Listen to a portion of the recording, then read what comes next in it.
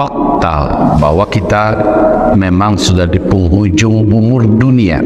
Kami sangat yakin 100% semua cerita Nabi tentang pasukan elit yang akan mengawal Imam Mahdi adalah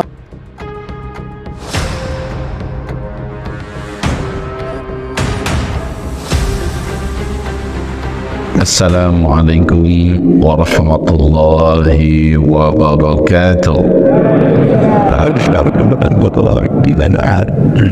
Ma'asyiral muslimin, hamba-hamba Allah sekalian, bapak-bapak dan ibu-ibu yang kami muliakan, kita puji dan kita bersyukur kepada Allah.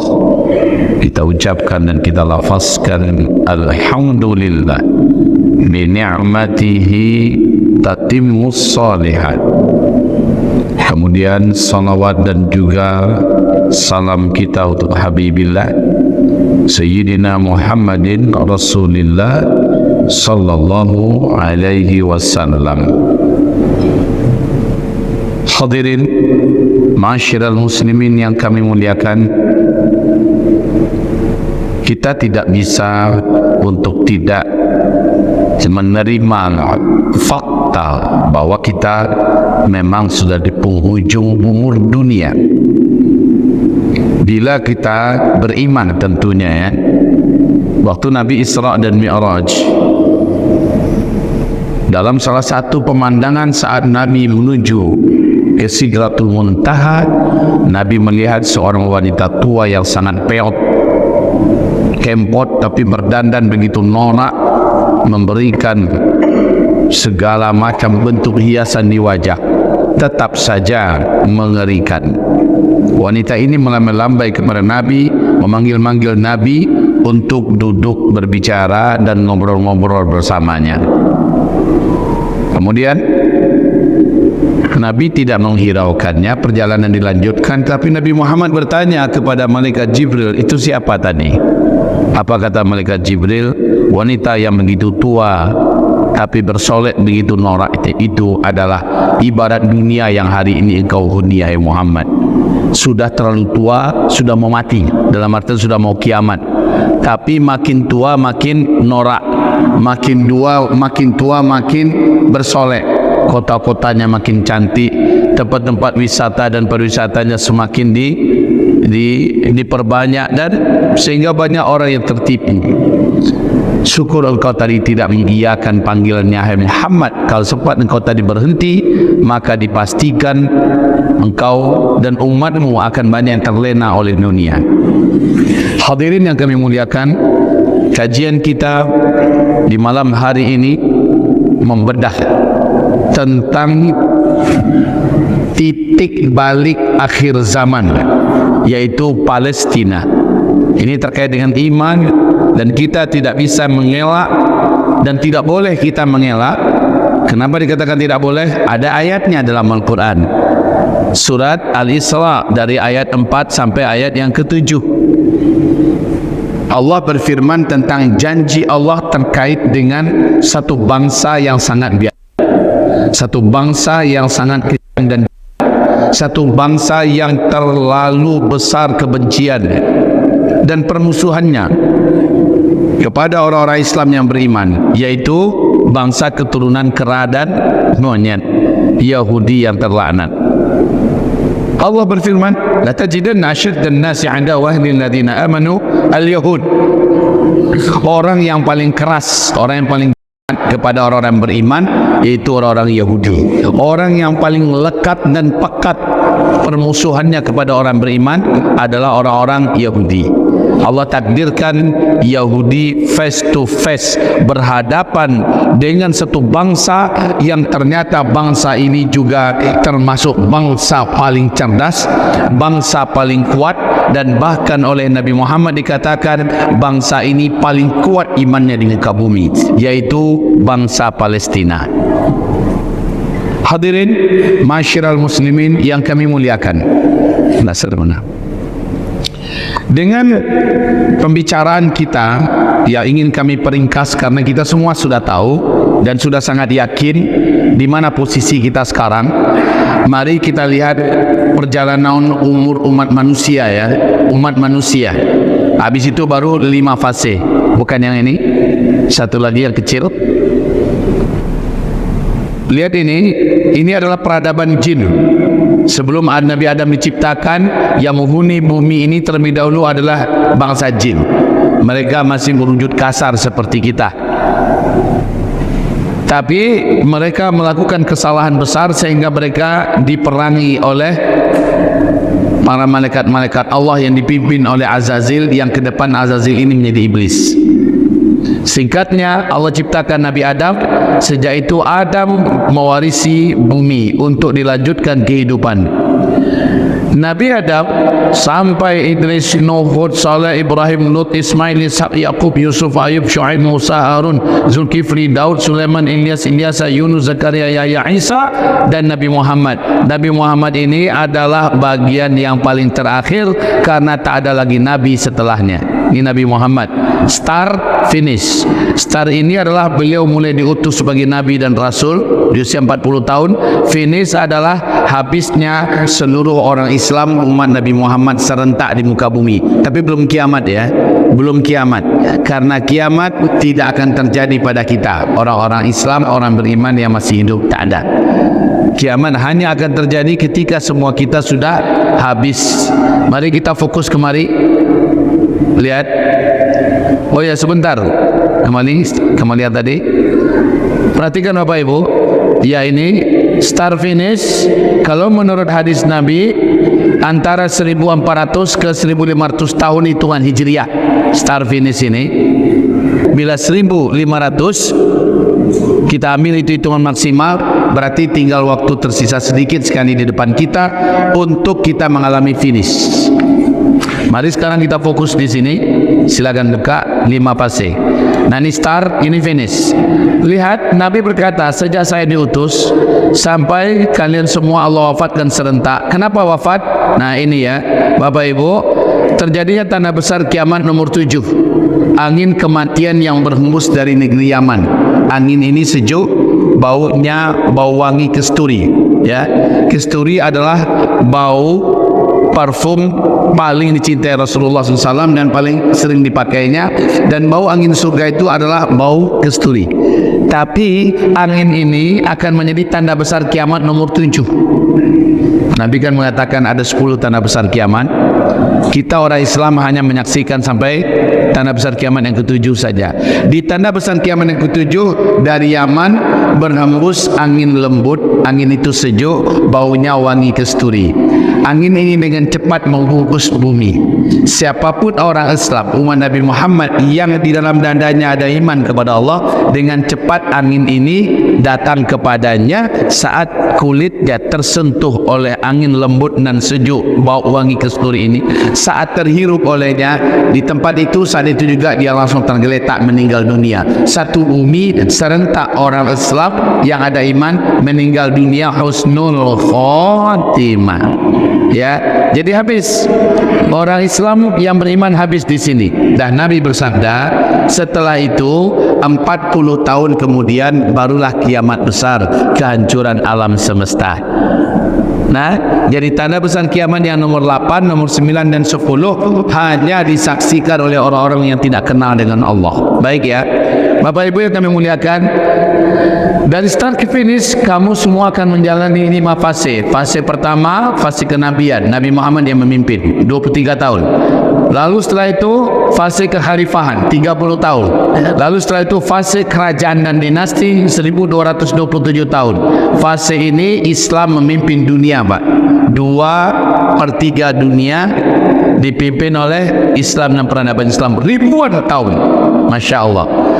Tanggal 3 Maret 1924 runtuhlah khilafah Islamiyah Al-Uthmaniyah di Turki. Sejak itu kita masuk pada fase keempat. Fase Islam tidak lagi menguasai dunia, Islam tidak lagi memimpin dunia. Tapi fase ini fase kita sekarang, Pak ya. Fase kita sekarang, Islam sedang tidak memimpin dunia, tapi Allah berjanji bahwa kamu akan kembali memimpin seluruh dunia. 100% bumi ini akan dikuasai oleh Islam. Alhamdulillah. Ada nggak janji Allah ini dalam Al-Quran? Ada. Tolong dibuka surat An-Nur surat yang ke-24 ayat 55. Lihat di sini. A'udzubillahi minasyaitonirrajim. Perhatikan ini ayatnya ya. Surat An-Nur ayat 55. Wa'adallahu alladhina amanu minkum wa 'amilus shalihat la yastakhlifannahum fil ard kama istakhlafa alladhina min qablihim. Lihat terjemahannya. Dan Allah berjanji kepada orang-orang yang beriman di antara kamu dan yang mengerjakan amal-amal yang saleh bahwa Dia sungguh-sungguh akan menjadikan mereka berkuasa kembali di muka bumi. Berkuasa kembali di muka bumi. Berarti dulu pernah berkuasa, ya. Sekarang tidak. Lalu Allah berjanji kamu akan kembali berkuasa di muka bumi sebagaimana Dia telah menjadikan orang-orang sebelum mereka berkuasa. Ya, Bapak, Ibu, hamba-hamba Allah, kembali kita ke 5 fase tadi. Nah, inilah yang kita nanti-nanti, Bapak Ibu. Fase kelima, di mana pemerintahan Islam akan menjadi pusat peradaban dunia. Bahasa Arab akan kembali menjadi bahasa nomor 1. Dulu bahasa Arab, Bapak Ibu, ribuan tahun diperebutkan dan dipelajari oleh seluruh dunia. Ya, ribuan tahun. Sekarang sejak runtuhnya khilafah Islam Al-Utsmani 100 tahun yang lalu, orang berlomba-lomba belajar bahasa Inggris. Tapi tak lama lagi orang semua akan berlomba-lomba kembali belajar bahasa Arab. Hadirin yang kami muliakan, Bapak Ibu yang kami cintai, perhatikan. Tahukah Bapak Ibu di manakah pusat pemerintahan Islam ketika Islam kembali memimpin seluruh dunia? Wahai Bapak Ibu, silakan dijawab di mana? Di mana? Di ini ada yang bilang apa?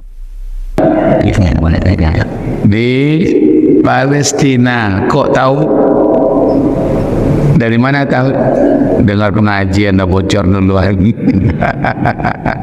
Betul. Tolong nanti kalau ada Bapak Ibu rezeki, kitab ini tersedia di luar. Nubuat akhir zaman, fakta dan data tak terbantahkan. Ini kami yang tulis, kita yang tulis Pak, baru saja diterbitkan terbitan pertama. Ya, insya Allah nanti kami akan melakukan terbitan kedua karena ini sudah hampir habis. Urut-urutan kejadian ini dengan rinciannya, dalil-dalilnya, fakta-faktanya, ya, semuanya tak terbantahkan dan ada di dalam kitab ini. Tolong nanti didapatkan agar Bapak mendapatkan dalilnya. Kalau kita ingin meyakinkan orang, dilihat surat sekian, ayat sekian, hadis sahih, kemudian lihat faktanya, dan ini adalah full color, ya, berwarna semua, gambar dari setiap kejadian akhir zaman yang Nabi ceritakan sudah ada di dalam. Baik, hadirin yang kami cintai, kita lanjutkan. Tempatnya nanti fase kelima ini adalah Palestina. Palestina sekarang paling berdarah-darah. Palestina sekarang paling parah. Palestina sekarang sedang perang. Palestina sekarang paling melangsa, paling menderita. Pokoknya segala yang paling banyak ujiannya Palestina.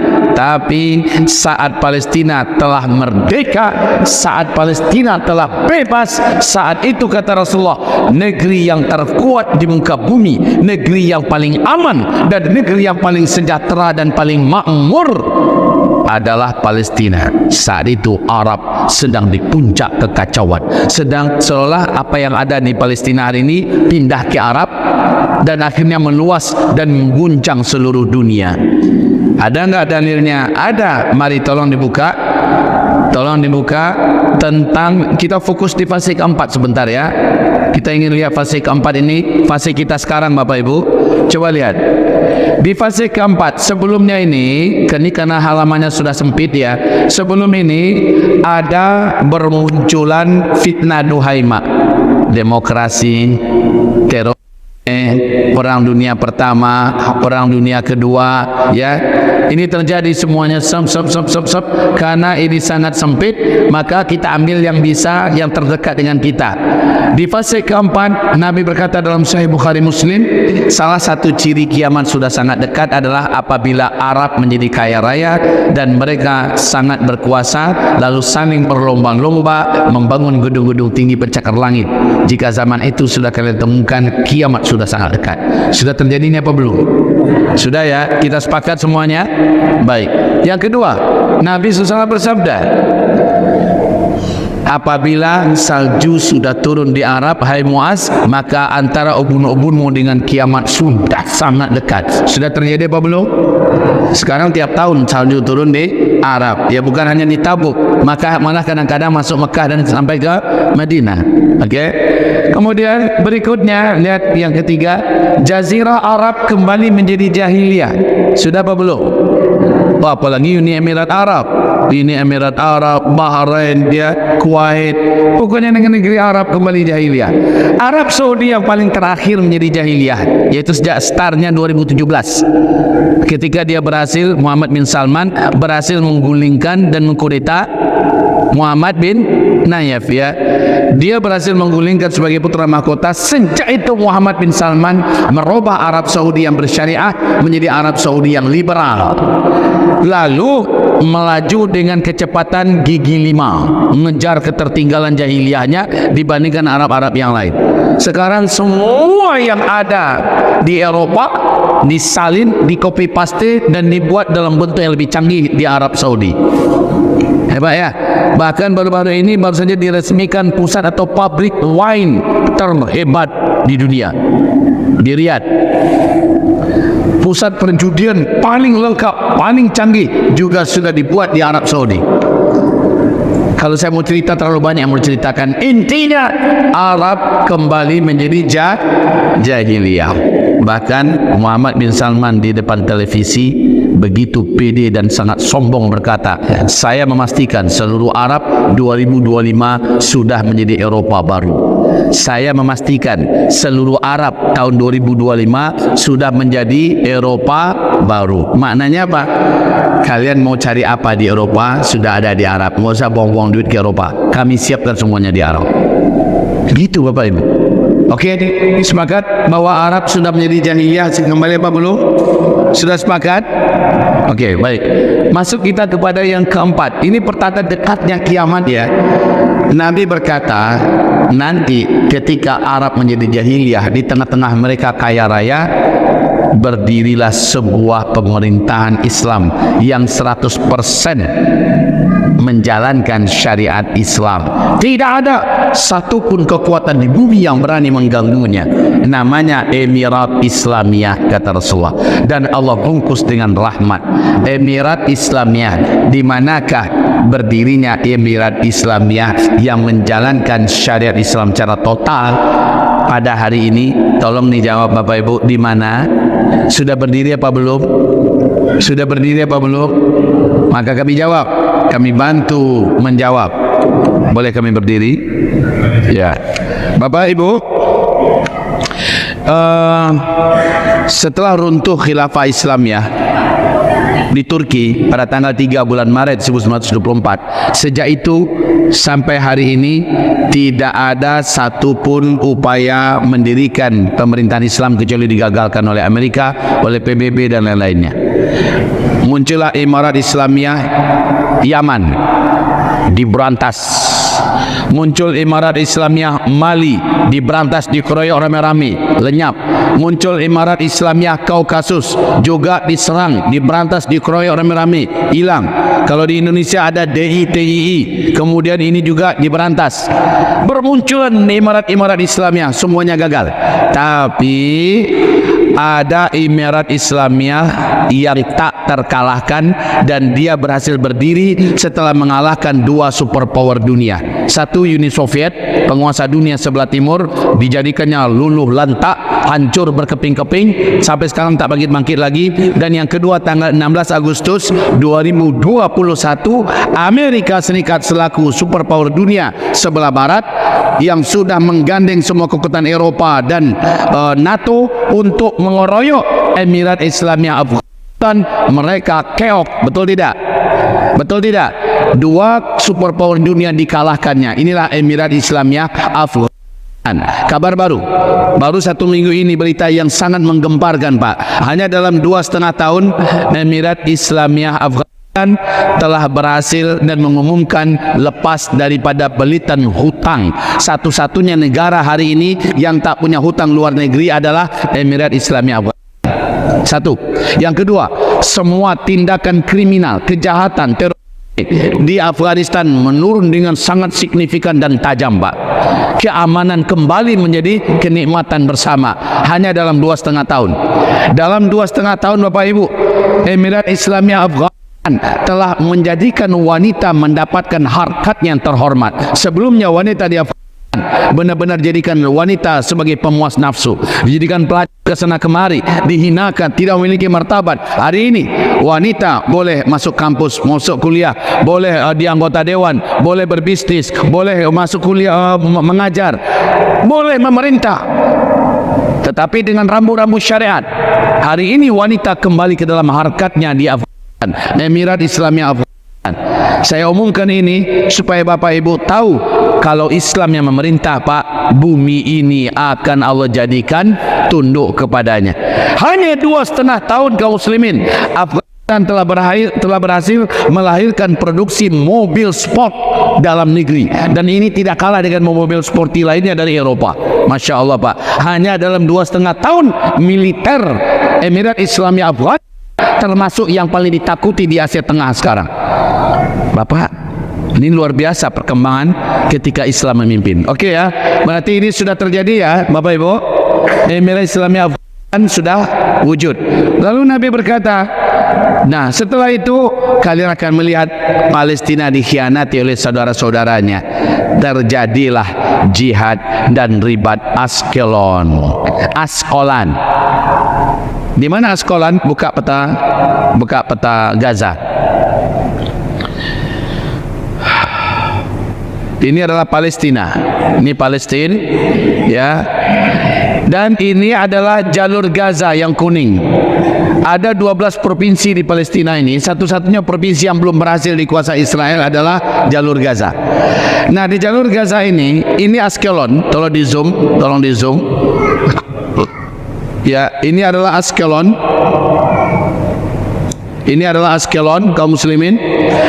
Menurut para ulama, dulu jalur Gaza ini masuk dalam Askolan. Imam Syafi'i lahirnya di Gaza, Askolan. Bapak Ibu dengar nggak nama seorang ulama besar dunia, Syekh Al-Hafiz Imam Ibnu Hajar Al-Asqalani. Pernah Asqalani. Maka dari sini tuh Askolan. Nah, serangan 7 Oktober kemarin 2023 adalah menyerbu dan menaklukkan Askolan. Sekarang serangan sudah sampai ke Tel Aviv, Kiryat Gad, Dar al-Balah, Rehovot, Ramlah, Batya, Asdod, Askelon. Semuanya sedang bergejolak dalam peperangan. Kaum muslimin, perang di Askolan ini Nabi sudah ceritakan. Dan Nabi berkata, semulia-mulia, sehebat-hebat jihad dan ribat nanti di akhir zaman adalah di Askolan.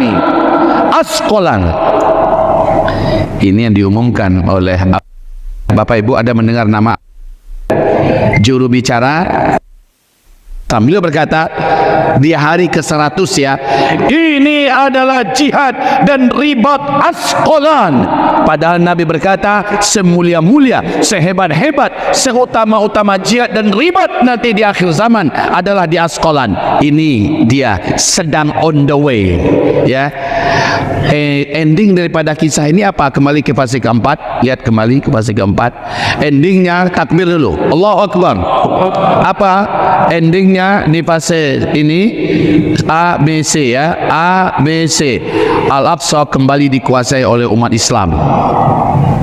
Masjidil Aqsa bebas dan merdeka di tangan para pejuang. Kemudian Palestina kembali merdeka dan ditegakkanlah khilafah Islamiyah di Baitul Maqdis, Palestina. Senang mendengarnya Bapak Ibu? Dengan kita bantu Palestina berjuang atau tidak kita bantu, mereka pasti Allah menangkan. Sekarang saja secara militer, secara pertempuran, pakar militer Amerika Serikat, Inggris, Jerman, Prancis, Belanda, mereka semua memberikan pengumuman bahwa Israel sudah kalah. Alhamdulillah. Secara militer, Pak. Tapi karena Israel ini berkepala batu, tidak mau mengaku kalah, dia masih punya pesawat, masih punya bom, maka yang disasarnya adalah yang tak bisa melawan. Wanita, anak kecil, orang-orang lemah, rakyat sipil, bangunan-bangunan yang tidak bisa melawan, masjid-masjid, rumah sakit, sekolah, segala macamnya, itu yang diserangnya. Sementara face to face, fight langsung melawan para petempur, para pejuang, mereka keok dan angka kematian mereka makin tajam sekarang ini. Alhamdulillah. Tapi pembunuhan mereka kepada sipil membuat mata dunia terbuka. Hari ini kita sudah sama-sama mendengar dan menyaksikan bagaimana dunia berpihak kepada Palestina. Takbir. Dan tidak dapat dielakkan, Palestina pasti merdeka. Karena ada ayatnya. Ada ayatnya. Oke, sebelum kita baca ayatnya, yuk kita lihat dulu apa yang terjadi setelah Palestina merdeka. Diumumkanlah khilafah Islamiyah berdiri di Baitul Maqdis. Coba peta Gaza tadi dulu, baru hadis ini ya. Peta Gaza tadi dulu. Yang mana yang Baitul Maqdis? Nah ini, dari sini lihat arah laser ini. Nah, ini adalah Baitul Maqdis. Baitul Maqdis itu adalah sini, termasuk jalur Gaza, Askelon, termasuk adalah Baitul Laham, ya. Ini Baitul Maqdis semua. Sementara yang Masjidil Aqsa di sini, Masjidil Aqsa. Saya Bapak Ibu, alhamdulillah tiap tahun dengan izin Allah semata-mata selalu masuk Palestina antara 2 sampai 3 kali setiap tahun. Termasuk dalam suasana perang ini, saya sudah 2 kali masuk ke Palestina dan bawa rombongan jamaah. Bapak-bapak, ibu-ibu, satu keluarga, muda-mudi, saya bawa semua. Kami sholat di Masjidil Aqsa dan rakyat ke jamaah melihat langsung bagaimana rakyat Palestina, mereka berikan bantuan dan mereka bantu juga Masjidil Aqsa sesuai perintah Nabi. Kami masuk aman, Pak. Selama beribadah di sana aman, karena yang perang itu di sini ya, ini wilayah perang. Ini wilayah perang, sementara yang ini wilayah turis. Kita memang ambil visanya dari Israel, betul kita membayar kepada Israel, tapi demi Allah Pak, kita masuk ternyata kita ikut menjaga kelanggengan Masjidil Aqsa. Kalau kita sudah tidak masuk lagi, Masjidil Aqsa sudah dihancurkan. Hanya Indonesia yang masih bisa masuk ke Palestina hari ini Pak. Dan dengan kita masuk, Masjidil Aqsa masih berpikir ribuan kali tentara Israel untuk menghancurkannya. Sebab Palestina masih dibutuhkan, masih didatangi, dan orang masih ingin sholat di dalam Masjidil Aqsa. Oke, tapi kalau kita sudah tidak datang lagi, mereka akan punya bahasa. Masjidil Aqsa sudah tidak dibutuhkan lagi, sudah tidak dipedulikan lagi. Jadi kami ingin membangun Solomon Temple, ya sudahlah, kami akan hancurkan ini, apapun kata dunia terserah.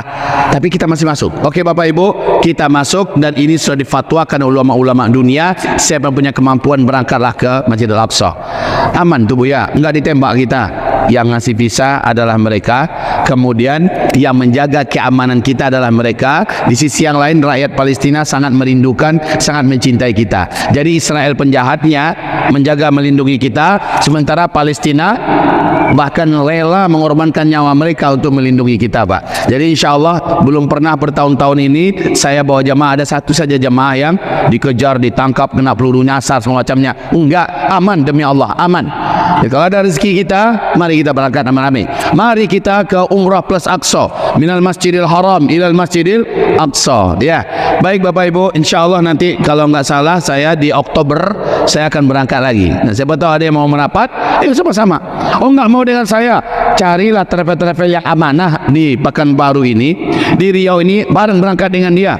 Bagi saya berangkatlah ke Aqsa itu lebih seru, ya, lebih sesuai dengan tuntutan iman akhir zaman ini, demi menjaga eksistensi Masjidil Aqsa. Oke ya.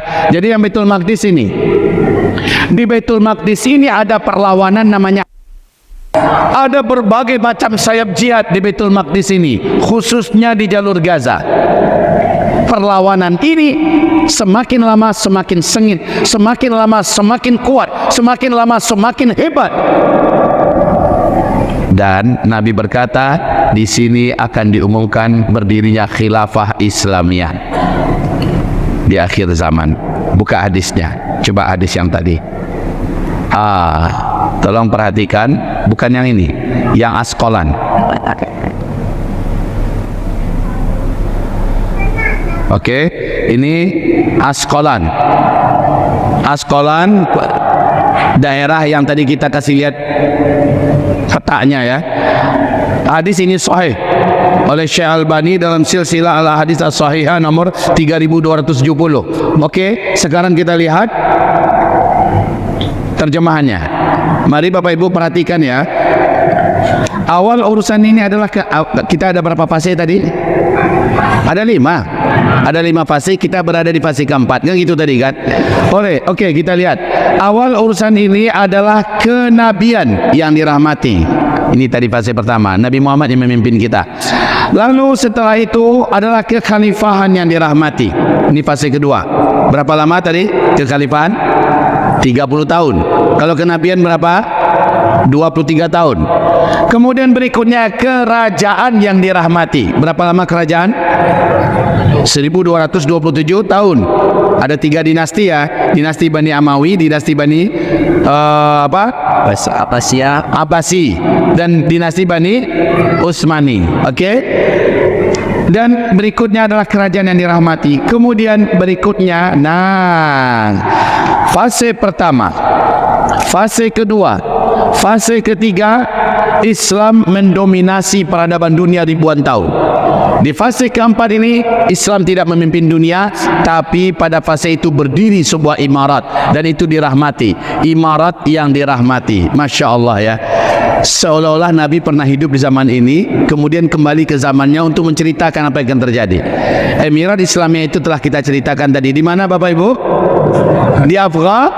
Dan Nabi berkata akan muncul nanti pasukan Imam Mahdi. Mereka cirinya begini.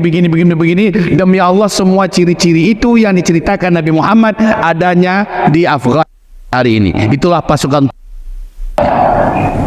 Kami sangat yakin 100% semua cerita Nabi tentang pasukan elit yang akan mengawal Imam Mahdi adalah, dan mereka senantiasa hadir, menaklukkan dan tidak pernah dikalahkan ya. Insyaallah taala tak lama lagi akan bergabung dengan dan lain-lainnya. Takbir. Baik, lanjut. Kemudian pada masa itu manusia saling berebutan kekuasaan dan jabatan. Berarti pada masa ini ya, manusia saling berebutan jabatan dan kekuasaan, sebagaimana kuda-kuda dan keledai lapar berebutan makanan. Rasa-rasanya sedang terjadi apa tidak ini? Sedang terjadi apa tidak? Termasuk di negeri Konoha ya. Berebutan jabatan, kekuasaan, gila-gilaan Bapak Ibu. Kalau di Timur Tengah sampai ketika berdarah-darah, di Sudan, di Libya, ya, di Suria, sampai berdarah. Dan sebentar lagi, insya Allah ta'ala mari Arab Saudi. Meninggal Raja Salman besok nih. Lihat, pangeran-pangeran yang ada itu akan saling tikam menikam, akan saling mengumpulkan kekuatan militernya, pasukannya, saling perang Bapak Ibu. Dan hadis menyebutkan ini sangat banyak. Oke. Lanjut kata Rasulullah, maka pada saat itu kewajiban kalian adalah berjihad, dan sesungguhnya sebaik-baik jihad adalah ribat, dan sebaik-baik tempat ribat adalah Askelon. Ini yang dikatakan oleh hada ribat Asqalan. Ini adalah ribat Asqalan. Oke, Bapak Ibu, kita kembali ke fase keempat. Lihat apa yang terjadi setelah Palestina merdeka. Ini setelah Palestina merdeka, yang terjadi adalah dunia terbalik. Seluruhnya tidak baik-baik saja. Justru ketika itu Palestina sedang di puncak-puncak jayanya. Palestina sedang di puncak-puncak amannya. Palestina sedang di puncak-puncak kuatnya. Dan dunia sedang seguncang-guncangnya. Tolong dibuka di Zoom yang ini. Minta maaf Bu, kaget ya Bu ya. Saya lihat ada ibu yang udah makan malam Bu. Minta maaf ya Bu ya. Ya, memang kadang-kadang suara kami tidak bisa dikendalikan. Walaupun ini berat Pak, tapi harus kita lalui. Karena yang mengalami bukan hanya kita saja ya Pak ya. Seluruh dunia ikut mengalami, khususnya Arab.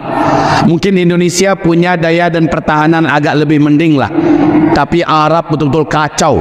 Arab, Eropa, Afrika, benar-benar ya, dunia betul-betul dalam keadaan keguncangan. Ada 8 petaka besar ya yang terjadi pasca Palestina merdeka. Pertama, terjadi krisis ekonomi terparah dalam sejarah. Bahkan kata Rasul, tingkat negara pun tak bisa memberi gaji kepada para pegawai. Pabrik-pabrik tutup, industri-industri berhenti, ya. Kemudian banyak PHK massal terjadi di mana-mana. Harga-harga mata uang menjadi tidak ada nilai sama sekali. Orang hanya percaya dengan emas. Ketika itu kata Rasulullah, uang kertas akan berserakan di pinggir jalan seperti daun menguning yang berguguran, tidak ada nilainya, dipermainkan oleh anak-anak kecil. Orang hanya percaya dengan emas. Kalian nanti di akhir zaman akan kembali menggunakan emas dan perak sebagai mata uang kalian. Ini adalah krisis ekonomi terparah dalam sejarah. Kapan ini terjadi Bapak Ibu? Kapan terjadi? Saat Palestina sudah merdeka.